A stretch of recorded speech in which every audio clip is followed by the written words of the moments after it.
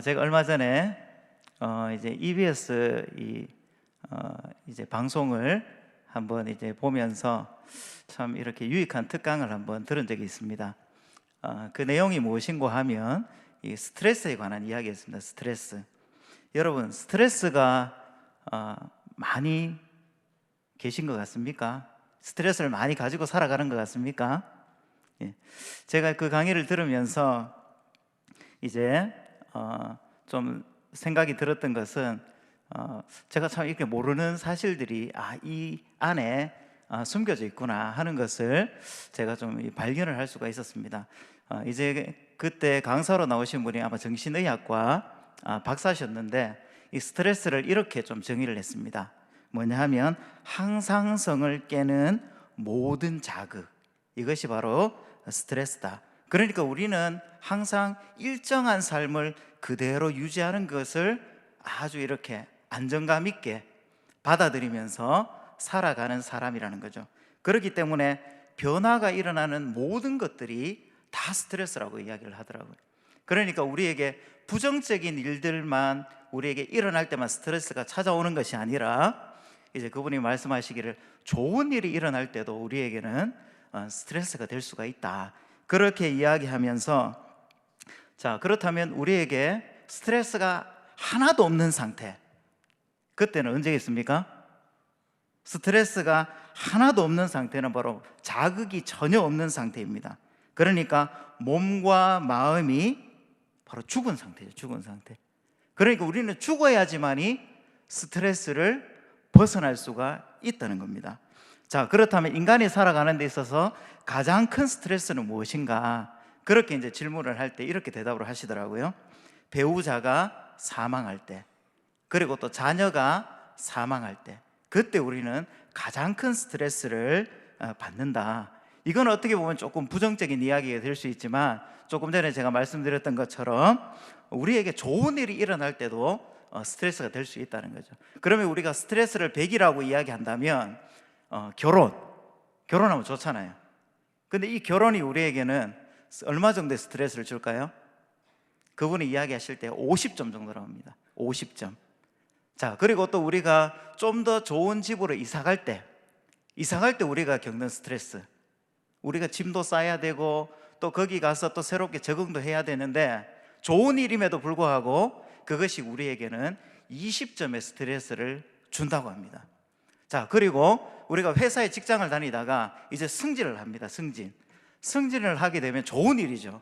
그런데도 불구하고 이게 스트레스가 되는 이유는 더 많은 책임감, 그리고 또 해야 될 일, 아마 이런 것들 때문에 이제 스트레스가 우리에게 주어지는데, 그것이 바로 30점이라고 합니다. 30점.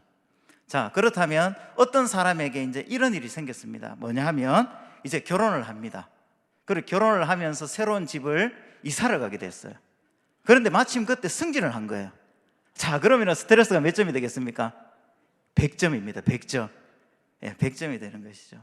자, 이렇게 우리는 살아가는 인생 중에 계속해서 우리는 스트레스를 받으면서 살아갈 수밖에 없다는 것이, 제가 이제 이 이야기를 드리는 이유가 무엇인가 하면, 오늘 함께 나누는 이 본문이 바로 예수님의 시험에 대한 이야기이기 때문입니다. 자, 인간적인 예수님의 모습을 보면 이 시험의 상황 가운데서 정말 우리가 많은 스트레스를 아마 받으면서 이 시간들을 보냈다, 우리는 이렇게 좀 생각을 할 수가 좀 있을 것 같습니다. 자, 앞서서 우리가 이제 누가복음 1장부터 3장까지에는 이제 이 누가가 이 서신책을 기록하게 된 그런 목적들과, 그리고 또 세례 요한과, 그리고 예수님의 출생에 대한 이야기, 그리고 또 예수님의 어린 시절, 그리고 세례 요한의 사역과 세례를 받으시는 예수님, 그리고 또 3장 마지막에는 예수님의 족보까지 저희들이 함께 좀 살펴보았습니다.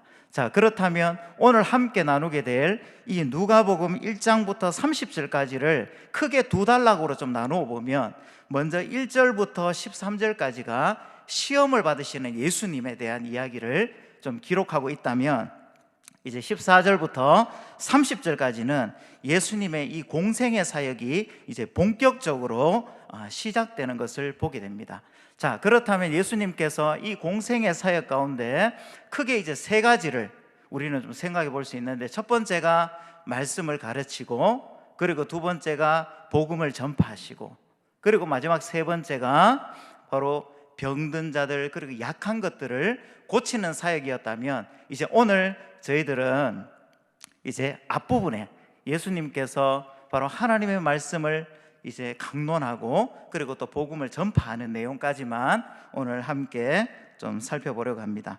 자, 그렇다면 이제 오늘 1절부터 13절까지에 나오는 이 예수님이 시험을 받으시는 이 장면이 누가복음에만 기록되어져 있지 않고 마태복음과 그리고 마가복음, 이 누가복음, 이 모든 공간복음서에 다 기록이 되어져 있습니다. 그런데 여기에는 보면 좀 차이가 있는데, 이제 마태복음 같은 경우는 이제 누가복음에 나오는 이 시험의 이 기사가 순서가 조금 다릅니다.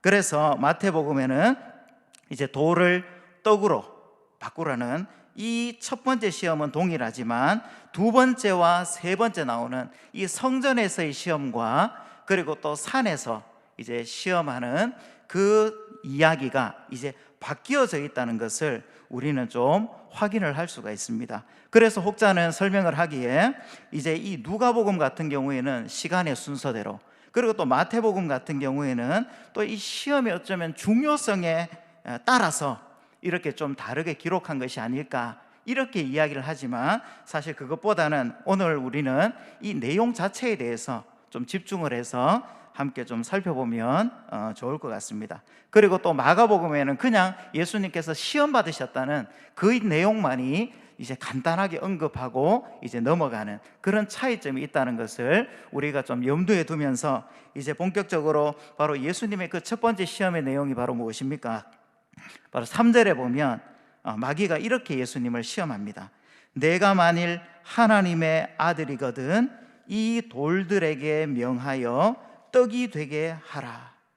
아마도 육신의 몸을 입고 있는 예수님에게는 이 시험이 어려운 시험일 수도 있었을 것 같습니다. 왜냐하면 지금 예수님은 광야에서 얼마 동안 굶주리셨는가 하면 바로 무려 40일 동안이나 아무것도 먹지를 못하셨습니다. 그래서 2절에도 보면 이 모든 날에 아무것도 잡수시지 않아서 너무 배가 고팠다라고 기록을 하고 있는 것이죠.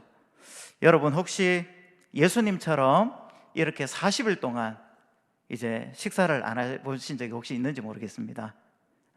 옛날에 우리 어르신들 같은 경우는 뭐 6.25나 아니면 보릿고개를 지나면서 실제로 참 먹을 것이 없어서 요즘은 먹지 않는 뭐 뿔이라든지 아니면은 그런 작은 열매들, 이런 것들을 먹었다는 그런 이야기를 우리는 듣기는 하지만 저와 같은 세대들은 사실은 머리로만 이해할 뿐이지 그것이 실제로 어떤 것인지 정확하게는 저희들은 알 수가 없는 것이죠. 자, 어쨌든 오늘 본문으로 다시 한번 돌아와 보면 우리는 이런 질문을 한번 해볼 수 있을 것 같습니다. 바로 이 마귀가 예수님에게 이야기한 이 첫 번째 이 시험의 내용이 바로 돌을 떡이 되게 해가지고 너의 배고픔을 채워봐라. 그런데 이 자체가 혹시 좀 문제가 되었겠습니까?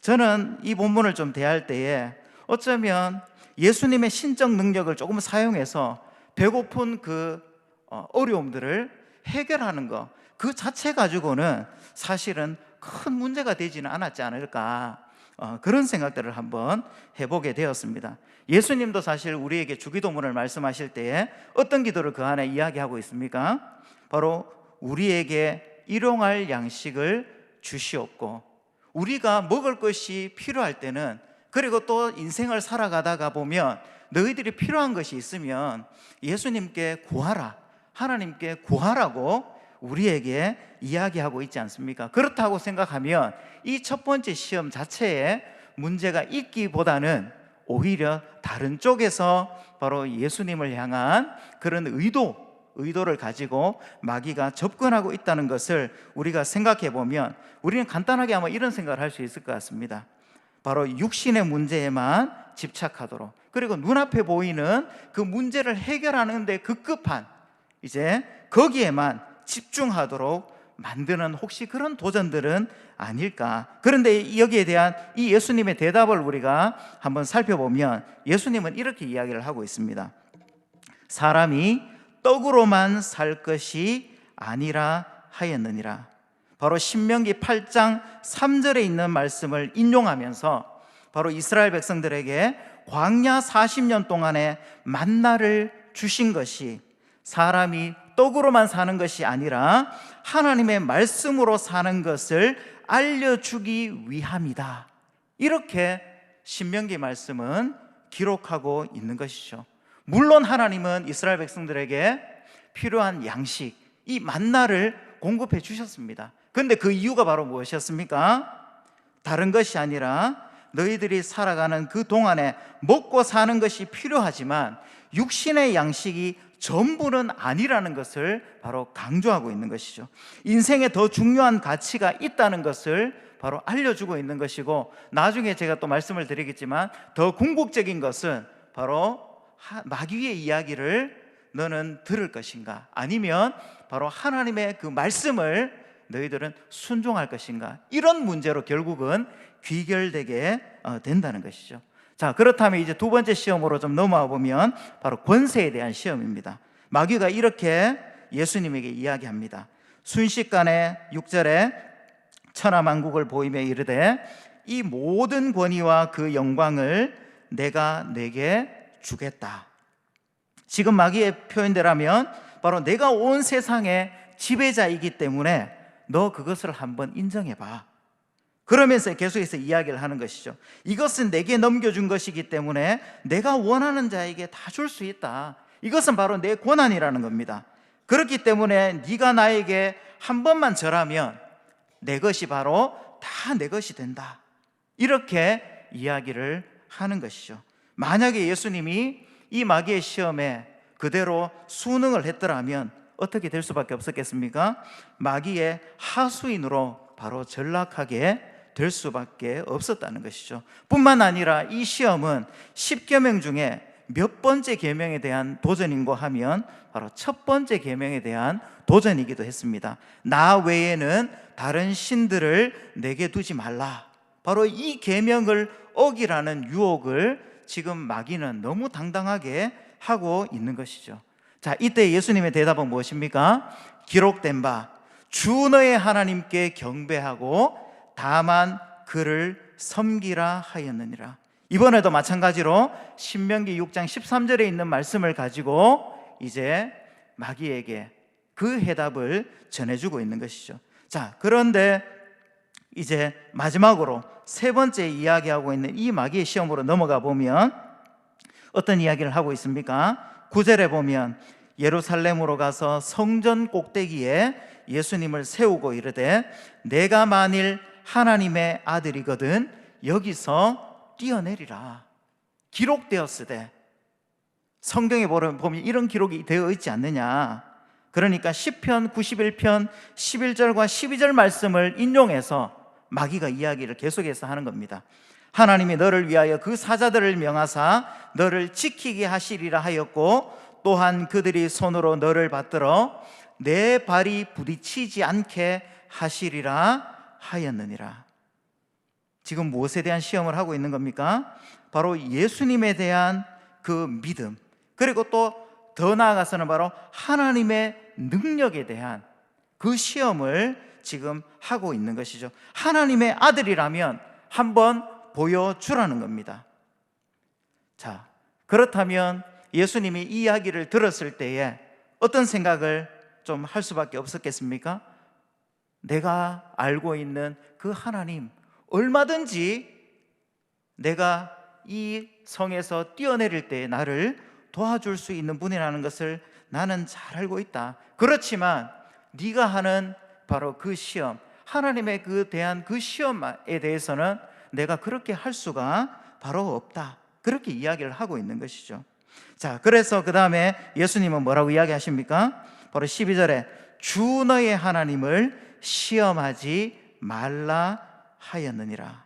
바로 신명기 6장 12절의 말씀을 가지고 와서 또 이번에도 마찬가지로 이 마귀의 시험을 이제 이기시는 그 예수님의 모습을 우리에게 보여주고 있는 것이죠. 사실 오늘 우리가 함께 나누었던 이 첫 번째 예수님의 시험에 대한 이야기들은 우리 성도님들이 너무너무 잘 알고 있는 말씀입니다. 그렇기 때문에 사실 말씀을 준비하는데 좀 부담이 되기도 했는데, 저는 오늘 이 말씀을 통해서 한 3가지 정도를 또 우리의 정말 삶에 좀 적용하는 그런 교훈으로 좀 삼았으면 좋겠는데, 오늘 이 본문 속에서 발견할 수 있는 그 첫 번째 특징이 무엇인가 하면, 저는 이런 생각이 들어요. 아담의 시험이 생각이 났습니다. 아담의 시험. 그리고 또 오늘 본문에서 이야기하고 있는 바로 예수님의 시험. 이 두 시험을 한번 비교를 해볼 때 우리가 첫 번째로 먼저 기억해야 될 것이 무엇인가 하면, 바로 예수님을 시험하고 있는 마귀의 정체성입니다. 정체성. 요한복음에서는 뭐라고 이야기하고 있는가 하면, 요한복음 8장 44절에 중반절부터 보면 이렇게 이야기하고 있습니다. 그는 처음부터 살인한 자요, 진리가 그 속에 없으므로 진리에 서지 못하고 거짓을 말할 때마다 제 것으로 말하나니 이는 그가 거짓말쟁이요 거짓의 아비가 되었습니다. 바로 예수님을 시험하는 그 마귀가 가지고 있는 정체성이 무엇인가 하면 거짓말쟁이고 거짓의 아비라는 사실을 잊어버려서는 안 된다는 것입니다. 아무리 우리에게 달콤하고 그리고 또 좋은 이야기를 가지고 우리에게 말한다 하더라도 나에게 찾아오는 그 유혹이 바로 마귀에서부터 온 것이라면 우리는 다시 한번 생각해 볼 필요가 있다는 것이죠. 결국은 이 시험의 문제가 앞서서도 말씀드렸던 것처럼 이 마귀의 말을 들을 것인가 아니면 하나님의 말씀에 순종할 것인가 하는 것에 대한 이야기를 하고 있다는 것이죠. 예수님께서 이 땅에 오신 이유가 바로 무엇이었습니까? 바로 십자가의 길을 걸어가야 하는 그 예수님에게 마귀는 사람들의 현실적인 문제를 해결해주고, 그러니까 그 당시에 로마의 압제 가운데 있었던 이 이스라엘 백성들에게 그들의 필요를 채워주고 또 정치적으로, 군사적으로, 경제적으로 모든 것을 해결해 줄 수 있는 메시아를 누구보다 고대했던 사람이 이스라엘 백성이었고, 그리고 또 이 3가지 시험에서 정말 멋있게 등장하는 예수님의 모습이었다면 어떻게 되었겠습니까? 당연히 그런 예수님의 모습 따를 수밖에 없고, 그리고 또 그런 예수님, 바로 십자가의 길을 이제는 걷지 않고 더 쉬운 길을 선택해서 사람들로부터 칭송받고 싶은 그런 유혹에 얼마든지 예수님도 노출될 수가 있었다는 것이죠. 그렇지만 바로 비슷한 유혹을 받았던 바로 그 아담, 결국은 아담이 받았던 유혹도 무엇입니까? 바로 네가 이 선악과를 먹게 되면 하나님과 같이 될 수 있다. 그런 시험에 이 아담은 여지없이 무너져 버렸다는 것이죠. 어쩌면 예수님도 동일한 어떤 그런 시험을 이제 받았다고 우리가 생각해 본다면, 예수님은 아담과는 다르게 그 시험을 승리로 이제 통과하고 계시는 모습을 우리에게 보여주면서, 이제는 새로운 시대를 열어가시는 그 예수님이 이 시험을 이기시고 출발하고 있는 장면을 우리는 보게 된다는 것이죠. 그리고 또 한 가지는 무엇인가 하면, 오늘 이제 본문에 이제 예수님께서 이 요단강에서 광야에서 이제 시험을 받는 이 첫 번째 구절 가운데 뭐라고 기록이 되어 있습니까? 4장 1절에 보면 예수께서 성령의 충만함을 입었다라고 이야기를 하고 있습니다. 그리고 나중에 우리 후반부에 살펴보게 되는 바로 회당에서의 이 사건 가운데서도 앞부분에 뭐라고 이야기를 하는가 하면 14절에 예수께서 성령의 능력으로 이렇게 이야기를 하고 있다는 것이죠. 자, 그렇다면 오늘 본문이 이제 위치해 있는 것을 문맥상으로 한번 우리가 같이 살펴본다면, 예수님이 시험을 이길 수 있었던 것이 바로 세례를 받으실 때 성령이 비둘기같이 임한 그 사건 다음에 있다는 것을 우리는 주목해 볼 수 필요가 있다는 것입니다. 사랑하는 여러분, 우리 그리스도인들이 시간이 지나면 지날수록 고백할 수밖에 없는 한 가지 이야기가 무엇이 있습니까? 그것은 다른 것이 아니라 성령의 도우심이 없었더라면 우리가 지금 이 자리에 있을 수 없다는 바로 고백이지 않습니까? 이와 더불어 우리가 또 한 가지 더 기억해야 될 것은 무엇인가 하면 바로 그런 예수님을 시험한 이 마귀는, 이 사단은 우리의 연약함을 너무너무 잘 알고 있다는 사실입니다. 어떤 부분이 취약한지, 그리고 또 어떤 부분이 우리가 잘 걸려 넘어지는 걸림돌인지 누구보다 잘 알고 있기 때문에 우리는 우리의 힘으로, 우리의 지혜로 이런 시험을, 이런 유혹을 넘어설 수 없다는 사실을 우리는 기억할 필요가 있다는 것이죠. 그렇기 때문에 우리는 성령의 도우심을 간구하고 성령의 인도하심을 구하는 삶을 살 수밖에 없다는 것이고, 그래야만 우리는 예수님처럼 우리에게 찾아오는 유혹과 시험을 우리는 이길 수 있다는 사실을 오늘 본문은 우리에게 도전해주고 있다는 것입니다. 자, 그리고 오늘 이 세 가지 시험을 또 가만히 살펴보면 또 한 가지 우리에게 주고 있는 교훈이 무엇인가 하면, 이 마귀는 이 세 번째 시험에서 예수님을 이렇게 시험하실 때에 바로 하나님의 말씀을 가지고 시험을 하고 있다는 사실입니다. 그런데 또 예수님이 이 시험을 이기시는 방법도 다른 것이 아니라 철저하게 하나님의 말씀으로 대적하고 대응하고 있다는 사실에 우리는 주목할 필요가 있다는 것이죠. 제가 예전에 신대원에 다닐 때에 수업을 하다가 중간에 한번 공강 시간이 한번 있었던 적이 있습니다. 그런데 그때 저희 반에 2단에서 한 7년 동안 있다가 빠져나온 친구가 한 명 있었거든요. 그래서 그 친구가 자기가 거기서 배웠던, 그때 정말 열심히 활동했던 친구였기 때문에 그때 거기에서 배웠던 내용이 어떤 것들인지를 우리에게 저희들에게 한번 소개해 주는 시간이 있었습니다. 그래서 중간에 공강 시간 앞에 가서 칠판에 자기가 들었던 성경 풀이, 성경 해석을 갖다가 성경 구절을 인용해 가지고 설명을 해주는데 너무너무 설득력이 있는 거죠. 너무너무 설득력이 있는 거예요. 그런데 이것을 거기에 가면 제일 처음으로 배우는 내용이라고 알려주는 겁니다. 신학을 공부하고 있는 저희들도 너무너무 솔깃하고, 그리고 또 참 설득력이 있다고 생각이 되는 이것들을 배우는 또 평신도들 성도들이라면 얼마든지 또 거기에 귀를 기울일 수 있는 유혹이 될 수 있겠다, 그런 것을 한번 생각해 본 적이 있습니다. 자, 그렇기 때문에 어쩌면 예수님께서 또 하나님의 말씀을 가지고 이 마귀를 대적했던 그 내용을 우리가 좀 기억해 본다면 왜 우리가 하나님의 말씀을 강조할 수밖에 없고, 그리고 어떤 것이 참이고 어떤 것이 거짓인지를 우리가 정확하게 분별하고, 그리고 또 이해하는 것이 왜 중요한지를 다시 한번 오늘 본문을 통해서 우리는 확인해 볼 수가 있다라는 것이죠. 자, 그리고 저는 오늘 예수님이 시험을 받으시는 이 장면 가운데서 제가 설교를 좀 준비하는 동안에 찾은 이 자료 중에서 발견한 그런 좀 한 단어가 계속해서 좀 묵상이 되어졌습니다. 그 단어가 무엇인가 하면 오늘 시험의 마지막 13절에 한번 보시면, 마귀가 모든 시험을 다 한 후에 그 다음에 뭐라고 기록하고 있습니까? 얼마 동안 떠나니라, 이렇게 이야기를 하고 있습니다. 이것은 지금 무엇을 말하고 있는 것입니까?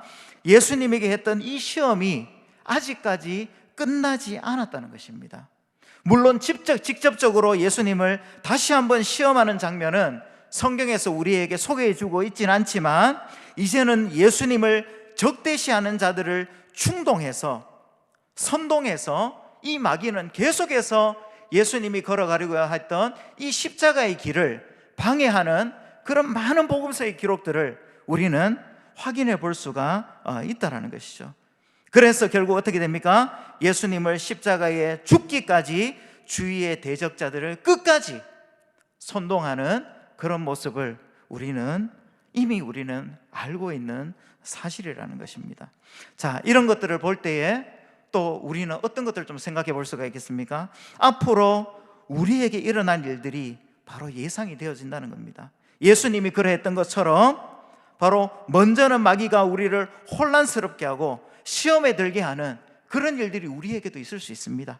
그렇지만 이것으로 끝나는 것이 아니라 때로는 우리 주위에 있는 사람들을 충동하고 선동해서 우리가 바른 신앙을 가지고 말씀대로 살아가는 것을 끈질기게 방해할 거라는 것을 우리는 기억할 필요가 있다는 것이죠. 그래서 정말 예수님이 승리하셨던 것처럼 우리가 이런 우를 범하지 않고 바로 끝까지 바로 성령의 도우심을 따라 승리하며 살아가는 저와 우리 모든 성도님들 되시기를 소망합니다. 이제 마지막으로 뒤에 두 번째 나오는 이제 예수님의 공생의 사역의 시작에 대한 이야기를 좀 나누어 보려고 하는데, 오늘 이제 14절 본문에 보시면 이제 예수님께서 장소를 옮기시고 있습니다. 어디입니까? 예수께서 성령의 능력으로 갈릴리에 돌아가시니 그 소문이 사방에 퍼졌고, 15절에 친히 그 여러 회당에서 가르치심에 무사람에게 칭송을 받으시더라. 그러니까 갈릴리 지방에 다니시면서 회당에서 이제 말씀을 가르치는 사역을 하고 계신 것이죠. 그리고 난 뒤에 16절에 보면 이제 어디에 도착하게 됩니까? 예수님이 자라게 되신 곳, 바로 이 나사렛에 도착해서 바로 안식일에 회당에 들어가서 말씀을 가르치는 그 장면으로 이제는 옮겨지고 있는 것을 우리는 볼 수가 있습니다. 자, 그렇다면 성도님들, 그 당시에 유대인들이 드렸던 이 회당의 모습을 한번 좀 살펴보면 이제 큰 방이 하나 있습니다.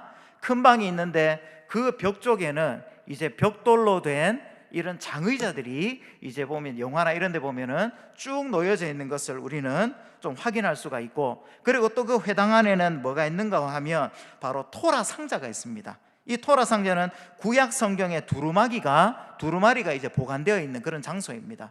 자, 그리고 또 회당 안에는 보면 모세 의자라고 해서 바로 그날 이 말씀을 가르치는 사람들이 앉아서 가르치게 되는 그런 모세 의자가 또 이 회당 안에는 놓여져 있습니다. 자, 그리고 이제 회당에서 예배를 드릴 때에 순서를 보면 기도하는 순서가 있고, 그리고 또 매주 읽어야 되는 그런 율법서와 선지서를 낭독하는 그런 시간들이 있고, 또 그 말씀에 대한 설교, 그리고 제사장적 이 축복으로 이제 이 회당 예배의 순서가 진행이 됩니다. 그런데 그 당시에 이제 어떤 말씀을 주로 많이 읽었는고 하면 시편과 이사야에 있는 말씀을 많이 읽었습니다. 그 이유가 무엇인고 하면 바로 다시 오실 이 메시아에 대한 그런 소망, 이 고대함들이 이 유대인들, 이 이스라엘 백성들의 마음속에는 많이 있었기 때문이죠. 자, 그런 많은 회당의 예배들 중에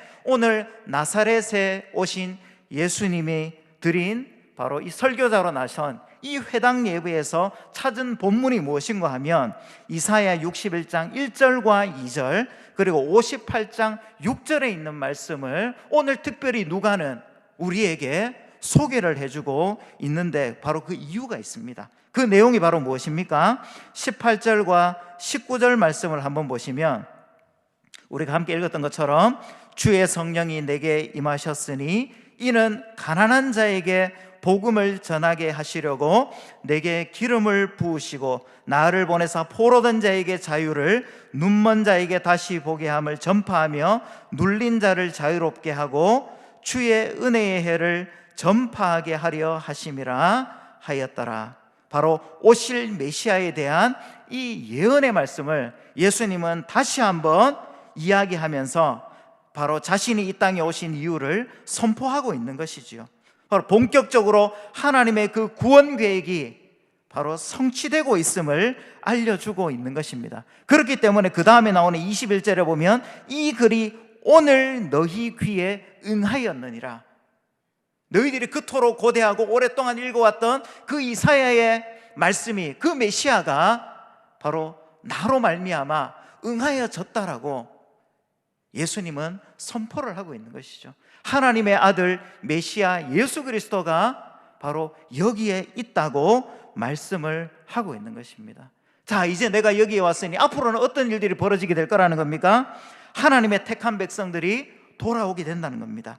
가난한 자들이 돌아오고, 포로된 자들이 돌아오고, 눈먼 자들이, 또 눌린 자들이 다 회복하게 되는 놀라운 일들이 펼쳐지게 된다는 것입니다. 그러면서 이제 바로 주의 은혜의 해, 여기서 이야기하는 주의 은혜의 해는 바로 구약에서 50년마다 찾아오는 이 희년의 이미지를 사용해서 바로 이야기를 계속해서 하는 것이죠. 마찬가지로 그 희년의 때 어떤 일들이 벌어졌습니까? 모든 것이 이제 회복이 일어납니다. 원점으로 돌아옵니다. 노예로 있던 사람들이 풀려나고 빚이 탕감되어지고 사람들이 고향으로 돌아가게 되는 것이죠. 바로 그것이 누구로부터 시작된다는 것입니까? 예수님으로부터 시작된다고 말씀하고 있는 것이죠. 자, 지금 내용을 다시 한번 좀 정리를 해보면, 특별히 많은 회당의 설교 중에 오늘 본문을 누가가 기록한 목적이 바로 무엇입니까? 그것은 다른 것이 아니라 오랫동안 선지자들이 예언하고 이스라엘 백성들이 그토록 기다렸던 메시아, 이 구원자가 자신임을 선포하고 있다는 것이죠. 자, 그렇다면 진짜 예수님이 오셨고 그렇게 고대했던 예수님을 우리가 눈앞에 보고 있다면 사실은 정상적인 반응은 어떻게 되어야 되겠습니까? 아주 기뻐하며 예수님을 반갑게 맞이해 주어야 하지만, 오늘 그 다음에 나오는 이제 성경은 우리에게 22절에 이렇게 이야기를 하고 있습니다. 그 입으로 나오는 바 은혜로운 말을 놀랍게 여겼다. 이것만 보면 아주 정상적으로 지금 반응을 하고 있는 것처럼 보일 수 있습니다. 그렇지만 사실 이 말씀은 그런 내용이 아닙니다. 이 말이 은혜로운 말씀을 듣고 감동을 받았다는 얘기가 아니라, 오늘날로 표현하면 이제 예수님의 설교를 듣고 와, 정말 설교 정말 잘하신다, 아마 이런 생각은 했던 것 같아요. 그런데 그 다음으로 이제 나아가지 못하고 오히려 그들이 가지고 있는 이 배경 지식이 그것을 가두어 버리는 것을 보게 되는 것이죠. 자신이 가지고 있는 프레임과 이 패러다임에 갇혀버린 유대인의 모습을 우리는 확인할 수가 있다는 것입니다. 이게 무슨 말인고 하면, 바로 그 다음에 이 이야기를 들은 회당 안에 있는 사람들의 반응이 무엇입니까? 22절 후반절에 이 사람이 바로 요셉의 아들이 아니냐, 이렇게 지금 이야기를 하고 있는 것이죠. 지금 예수님께서 설교를 하고 있는 이 나사렛은 어떤 곳입니까? 예수님이 태어나서 자란 곳이었습니다. 그렇기 때문에 누구보다 이 예수님의 모습을 잘 알고 있는 회당에 있는 사람들은 이제 도저히 예수님께서 하시는 이 이야기들이 믿기지 않는다는 것입니다. 그런데 평소 보아왔던 예수님의 모습과는 조금 다른 모습에 놀라기는 하고 있는 것이지만, 그 사실이 그들로 하여금 믿음의 자리에까지는 나아가지 못하도록 만들어 버렸다는 것입니다. 사실 그들이 기다리고 고대했던 메시아와는 너무너무 거리가 먼 것 같은, 늘 나와 함께 지냈던 그 예수님을 인정하고 싶지 않은 것입니다. 어쩌면 멋진 왕으로 자신들이 가진 모든 속박에서 벗어나게 해줄 위대한 왕으로 나타났으면 좋겠는데, 말도 안 되는 바로 이 시골 목수의 아들로 이제 우리 앞에 등장해서 그런 이야기를 하는 것이 이해가 되지 않는다는 것이죠. 자, 그 이야기를 하고 난 이후에 또 예수님이 마지막으로 진짜 또 하고 싶은 이야기가 한 가지가 더 있었는데, 이 말 때문에 예수님이 어려움을 겪게 되는데, 그 내용이 무엇인가 하면 25절부터 27절까지에 보시면, 자, 이제 두 사람의 이름을 이야기하면서 구약에 있었던 사건을 이야기해 줍니다. 한 사람은 무엇이냐 하면, 누구인가 하면 바로 사렙다 과부이고, 또 한 사람은 나만 장군입니다. 나만 장군. 자, 그렇다면 이 사렙다 과부에 대한 이야기를 가만히 보면, 이 엘리야 시대에 3년 6개월 동안 흉년이 들고 또 이스라엘의 과부들이 그렇게 많은데도 실제로 그 큰 흉년 가운데 도움을 받았던 사람, 보내심을 엘리야가 이제 찾아갔던 사람은 바로 누구였는가 하면 시돈 땅에 있는 사렙다의 한 과부였다고 이야기를 하고 있고, 그리고 또 그 뒤에 보면 엘리사 때에 또 이스라엘에 그렇게 많은 나병 환자가 있었는데 바로 한 사람도 깨끗함을 얻지 못했는데, 그 중에 한 사람, 나음을 받은 사람이 나만 장군이었다고 이야기를 하고 있는 것이죠. 바로 이 두 사람이 놀라운 구원과 회복을 구원했다, 회복을 경험했다. 예수님은 이 두 사람의 이야기를 들어서 말씀하고 있는 것이죠. 자, 이 이야기를 했을 때에 이 회당에 있는 사람들의 반응이 어땠습니까? 그 다음에 보면 28절에 회당에 있는 자들이 이것을 듣고 다 크게 화가 났다, 이렇게 성경은 우리에게 이야기를 해주고 있습니다. 구약에 있었던 역사적인 사건을 두 가지 그냥 알려준 것뿐인데 왜 이렇게 대노를 하고 있는 것입니까? 가만히 들여다보면 예수님이 말씀하신 이 이야기에 등장하는 이 두 사람의 공통점이 있습니다. 그것은 무엇인가 하면 바로 이방인이라는 것입니다. 이방인, 바로 이방인인 그들에게 하나님의 은혜가 임한 겁니다. 하나님의 구원의 은총이 임한 것입니다. 회복이 임한 것입니다. 그런데 그 이야기를 듣고 있는 회당에 있는 사람들은 이방인들에 대해서는 관심이 없습니다. 오히려 관심이 있는 것은 자기 자신들, 그리고 자기 자신을 구속해줄, 해방시켜줄 그런 메시아, 그리고 또 자신이 생각하는 이 유대인의 왕의 패러다임의 틀에 갇혀서 나오지 못하는 그들을 향해서 바로 예수님이 말씀하고 있었지만, 이들은 자신의 지식에 갇혀서 제대로 믿지 못하고 오히려 그들을 향해서 바로 심판과 책망의 말을 하고 있는 예수님에 대해서 화를 내고 있고 분노를 하고 있는 모습으로 반응을 하고 있다는 것이죠. 자, 그렇다면 예수님이 이 이야기를 하는 그 이유 중에 또 한 가지가 무엇이겠습니까? 그들이 다른 것이 아니라 너희들이 가지고 있는 정말 그 많은 지식을 가지고 오히려 이제는 참된 회개와 그리고 순전한 믿음의 자리에 초청하고 있는 그런 예수님의 모습을 사실은 오늘 이 누가는 우리에게 보여주고 있다는 것입니다. 그러니까 이 이야기를 듣고 있는 사람들의 반응은 여전히 아직까지 마음의 준비가 되어져 있지 않았기 때문에 화를 내고 분노를 하게 되고, 그리고 마지막에는 어느 자리에까지 이르게 되는가 하면 29절에 일어나 동네 밖으로 쫓아내어 그 동네가 건설된 산 낭떠러지까지 예수님을 밀쳐서 죽여버리려고 하는 그런 행동까지 이제 이르려고 하는 그런 사람들의 모습으로 이제 오늘 본문은 마무리가 되는데, 근데 그때 예수님은 거기에 희생되지 않고 유유히 걸어 나오는 그 모습으로 이야기를 해주고 있습니다. 그 마지막 장면을 보면 정확한 경위는 우리가 알 수는 없지만 예수님이 신성을 발휘한 것인지 아니면 어떤 도움이 있었는지 성경은 알려주고 있지 않지만 분명한 한 가지 사실은 무엇인가 하면 아직은 때가 되지 않았다는 사실입니다. 아직까지는 예수님이 해야 될 여러 가지 사명들이 남아 있었기 때문에 오늘 본문은 여기까지 마무리하는 걸로 우리에게 이야기를 해주고 있다라는 것이죠. 오늘 이제 이 두 번째 이제 회당에서의 예수님의 설교를 통해서 우리에게는 두 가지를 알려주고 있습니다. 그 첫 번째는 앞서서도 말씀드렸던 것처럼 바로 하나님의 아들 예수님이 구원자로 메시아로 오셨다는 사실입니다. 그리고 두 번째는 바로 이제 비록 자신의 그 배경적인 그 지식 안에 갇혀 있었던 그 유대인을 향해서 사실은 안타까워하는 마음으로 다시 한번 하나님께서 참된 회개와 순전한 믿음의 자리로 초청하고 있다는 사실을 우리에게 이야기해 주고 있다는 것입니다.